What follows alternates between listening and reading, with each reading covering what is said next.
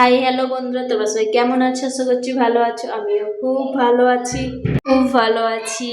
দেখো, কাল গুরু পূর্ণিমা ছিল, সেটারই ভিডিও তোমাদের সামনে তুলে ধরলাম।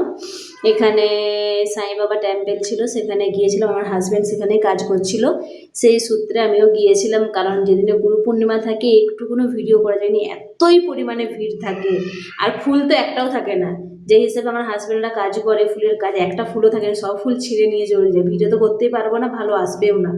সেই হিসাবে আমি তার আগের দিনে চলে যাই সেখানে, যে ভিডিও শ্যুট করার জন্য, কটা ভিডিও তোলার জন্য আমি তার আগের দিনে যেয়ে ঘুরে আসি এবং ঠাকুরকে দর্শনও করে আসি। সেদিনে দর্শন করতে পারি না, সেই হিসেবে তোমাদের সামনে সেই ভিডিওটা তুলে ধরলাম। দেখো পুরো মন্দিরটা কী সুন্দর সাজিয়েছে, আঁক এবং ফলের কাজ করেছে, দারুণ সুন্দর লাগছে।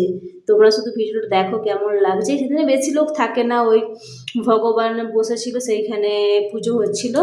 আমি এবং আমার ছেলে, দুই ছেলে গিয়েছিলাম, যেয়ে সেখান থেকে ঘুরে এসেছি। তোমাদের ভিডিওটা কেমন লাগলো প্লিজ কমেন্ট করে জানাও। Tata, bye bye.